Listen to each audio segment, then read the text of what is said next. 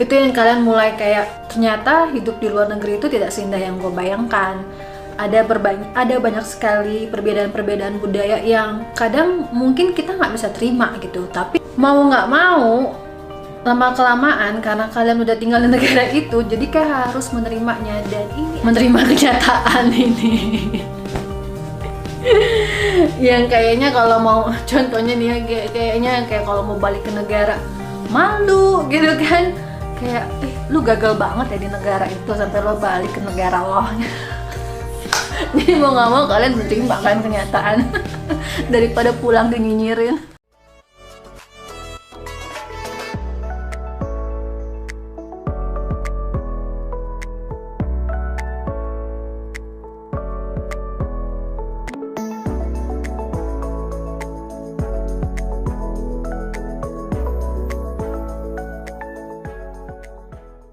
I'm 40 in my right car.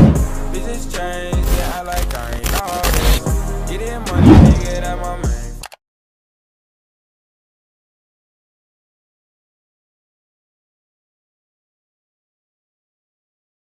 Terus kalian menjawabnya. Lalu yang mau gue bahas yang berikutnya adalah gimana sih kalian bisa tahu kalau kalian itu mengalami namanya culture shock.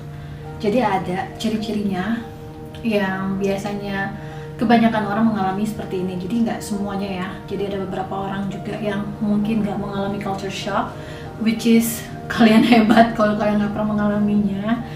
Yang pertama adalah kalian akan merasakan yang namanya homesick. Homesick itu yang kayak kangen sama rumah banget, yang kayak bener-bener ekstrim. Yang kayak hari ini pengen pulang juga, kalau bisa sekarang juga. Gue udah gak sanggup lagi hidup di sini, gue pengen pulang, seperti itu. Lalu yang kedua adalah ciri-cirinya kalian merasa kayak udah gak ada lagi pengharapan, udah gak ada lagi orang yang menolongin gue di sini, udah gak ada lagi pekerjaan, udah gak ada lagi yang kayaknya tujuan hidup gue yang harus gue lakukan di sini. Jadi gue mau pulang ke negara gue udah gak sanggup lagi. Yang ketiga adalah kalian merasakan depresi atau sedih. Depresinya itu yang bahkan yang sangat parah, yang sampai kalian ngerasa hidup ini udah gak berarti lagi. Kalian akan mengalami sedih yang kayaknya sedih yang gak berujung. Udah kayak lagu Glenn ini kan, sedih yang tak berujung. Gue gak bisa guys, ini namanya ngomong serius. Setiap kali mau ngomong serius pasti berakhir dengan seperti ini. Oke, nah ada juga simptom yang lain itu adalah kalian tuh bawanya pengen tidur aja. Kayaknya udah pengen gak bergaul dengan orang-orang gitu loh. Kayak pengen di kamar aja, kayak merasa orang-orang itu gak baik gitu loh sama gue. Lebih baik gue menyendiri gitu kan di kamar. Lebih baik gue tidur, ngapain gue keluar rumah, ngapain gue kerja, ngapain gue seperti ini, seperti itu. Ada juga yang berikutnya adalah kalian makan banyak atau terlalu dikit. Nah itu bisa jadi guys, bisa jadi kalian mengalami yang namanya culture shock. Kenapa gue bahas seperti ini? Karena gue mengalami seperti itu. Gue juga mengalami namanya culture shock. Nobody's perfect, nggak ada manusia namanya yang sempurna. Pasti kita mengalami yang namanya di titik terendah dalam hidup ini. Ya nggak mungkin. Gue salut ya kalau sampai kalian ada yang mengalami namanya hidup itu baik-baik saja. Coba kasih tahu gue resep kayak gimana. Salah satu kuncinya itu kalian harus lebih mendekatkan diri kepada Tuhan, lebih yang kayak beriman dalam hidup ini gitu kan. Kalau di saat kalian jatuh, nggak mungkin yang namanya hidup itu kalian akan jatuh terus. Sama seperti tadi gue bilang, nggak mungkin hidup itu akan selalu di atas terus, bahagia terus. Jadi intinya adalah di saat kalian lagi di bawah, janganlah sedih berlarut-larut, tapi kalian harus keep move on, naik lagi ke atas. Karena memang hidup itu naik turun, sama seperti si culture shock ini. Sebenarnya ini sama kayak kehidupan kita sehari-hari aja. Namanya hidup ya kan, nggak mungkin selalu bahagia. Kalau kalian lagi sedih di atas, itu kalian berusaha untuk coba yang lebih yang biasa aja gitu loh. Nggak usah yang terlalu heboh-heboh banget. Jadi pas di saat kalian turun lagi anjlok, itu kalian nggak akan kaget, nggak akan terkejut, yang jadinya biasa-biasa aja. Itu sih kalau menurut gue, saran dari gue. Jangan pas kalian mau pindah ke suatu negara atau kalian mau memulai sesuatu yang baru, mencoba untuk biasa aja gitu, kayak ya. Terus gimana dong kalau gue udah mengalami culture shock dan gue udah terlalu seneng banget di atas dan tiba-tiba hidup gue anjlok turun ke bawah? Apa yang harus gue lakukan?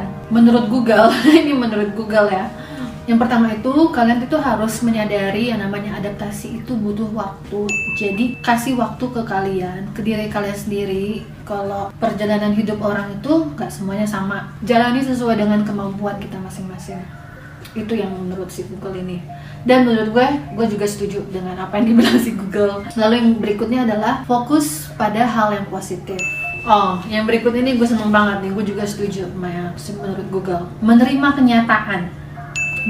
kenyataan kalau kalian itu akan kangen gitu loh dengan negara kalian. Menerima kenyataan kalau kalian itu akan homesick.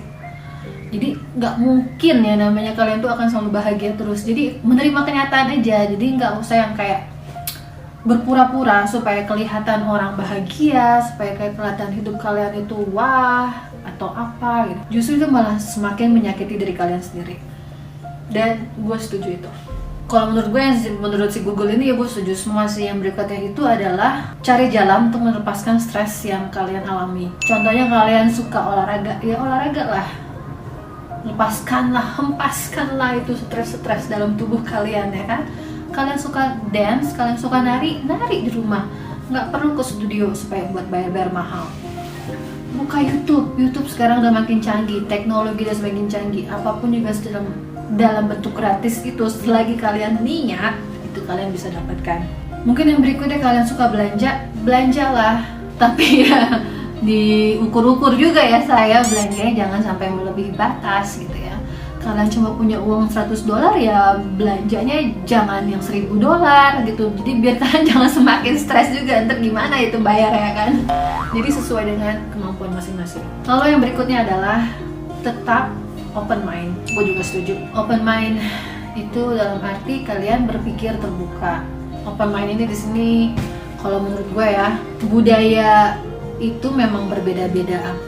Kalian jangan menutup pemikiran kalian cuma mau menerima budaya yang selama ini kamu pelajari misalnya kan. Segitu dulu aja video gue mengenai culture shock kali ini, yang pertama, edisi pertama. Nanti akan gue bikin culture shock yang kedua, versi gue, pengalaman pribadi gue waktu gue pindah ke negara yang baru. Sedikit kisi-kisi, gue ini pernah tinggal di 4 negara yang berbeda. Nggak banyak sih guys, cuma 4. Pasti banyak orang di luar sana yang mempunyai pengalaman yang lebih fantastika dari gue. So, nanti gue akan cerita ke kalian gimana sih pengalaman gue tinggal di 4 negara yang berbeda ini. Apakah bahagia selalu? Apakah sedih selalu? Apakah depresi selalu? Tunggu video berikutnya ya guys ya. And thank you for watching this video. Semoga ini bermanfaat buat kalian. Iya, gue berharap video ini berguna buat kalian di luar sana yang mungkin mempunyai pengalaman yang sama seperti yang gue bicarakan hari ini. Dan semoga kalian juga bisa menyelesaikan masalah kalian. Oke deh guys, thank you for watching my video. And don't forget to like, comment, and subscribe my video. Okay, thank you, bye bye.